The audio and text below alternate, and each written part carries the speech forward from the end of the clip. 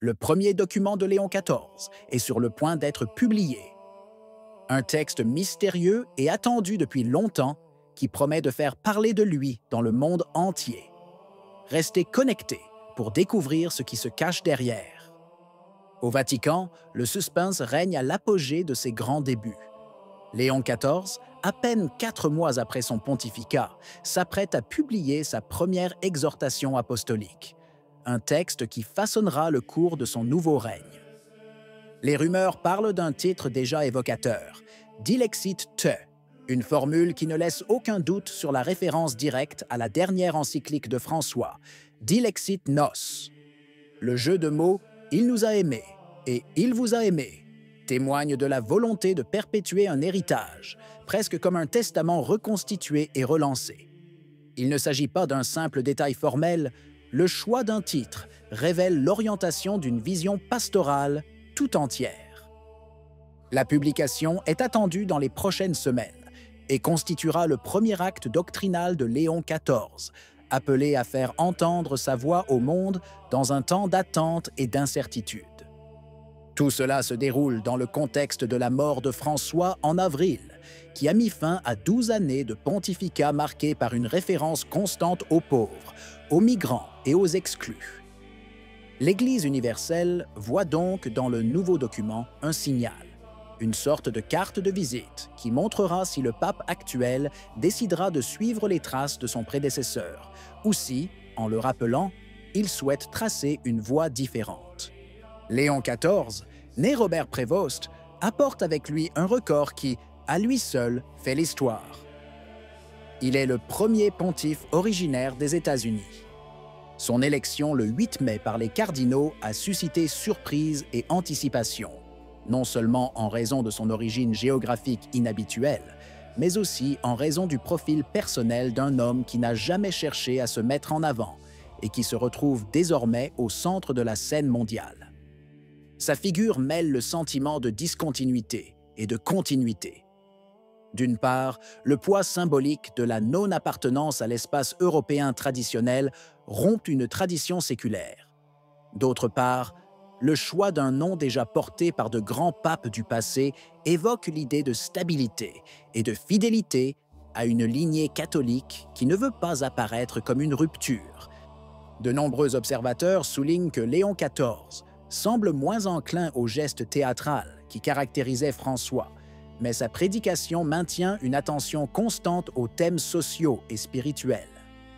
La question qui reste ouverte est de savoir s'il saura se distinguer par sa propre voix, ou si son pontificat sera lu simplement comme une continuation du précédent.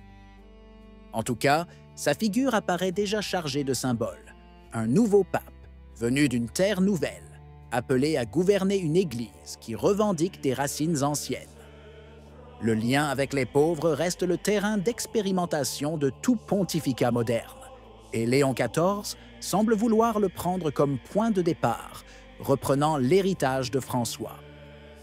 Son prédécesseur avait souvent brisé le moule, renonçant au confort du palais et choisissant de s'asseoir à la table des sans-abri de Rome. Ses propos, virulents contre le système économique mondial, dénoncent une logique qui abandonne les plus vulnérables et réduit l'homme à un rouage de la machine du profit.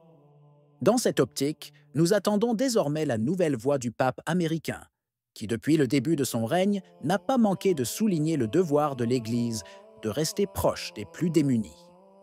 Cependant, dans cette attention aux marginalisés, la perspective traditionnaliste soulève une question cruciale. Dans quelle mesure l'Église peut-elle parler de fraternité et de justice sociale sans courir le risque de tomber dans un humanisme sans Christ? Si vous appréciez notre service de sensibilisation et croyez aux valeurs de vérité et de transparence, achetez un « Super Merci ».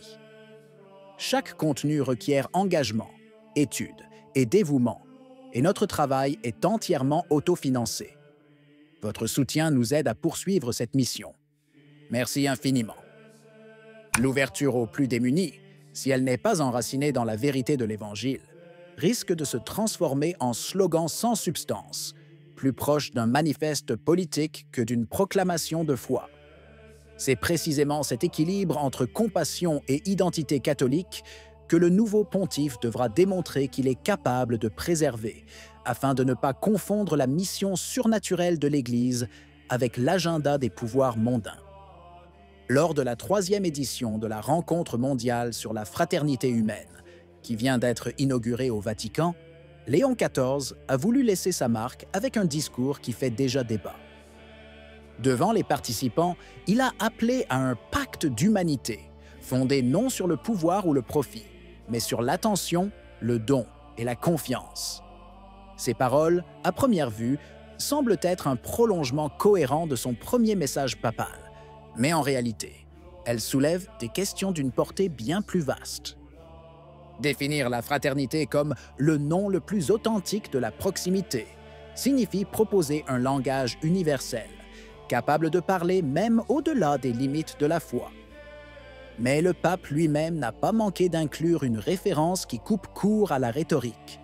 Pour les croyants, reconnaître la fraternité signifie reconnaître le mystère, c'est-à-dire l'image de Dieu qui brille non seulement dans le pauvre et le réfugié, mais aussi dans l'adversaire.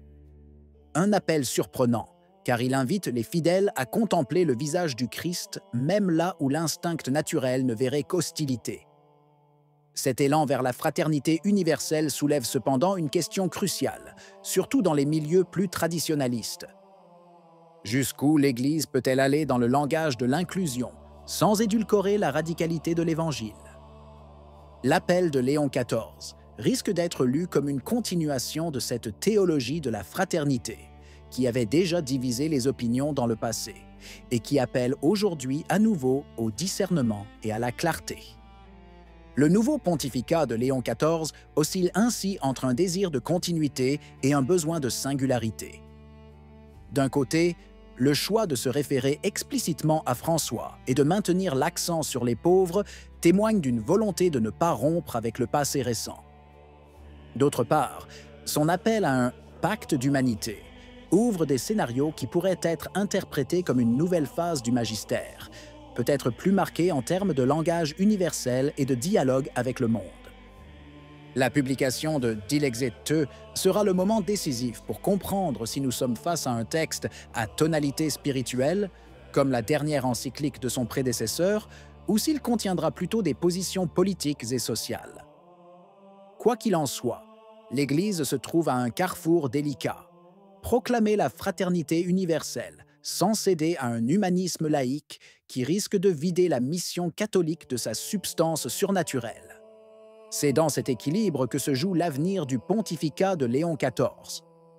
Entre enthousiasme et crainte, entre fidélité à la tradition et ouverture à la nouveauté, avec un monde entier qui attend de voir si sa voix résonnera clairement ou se perdra parmi les nombreux cœurs de l'époque contemporaine. Qu'en pensez-vous? Si vous avez aimé la vidéo, laissez un commentaire.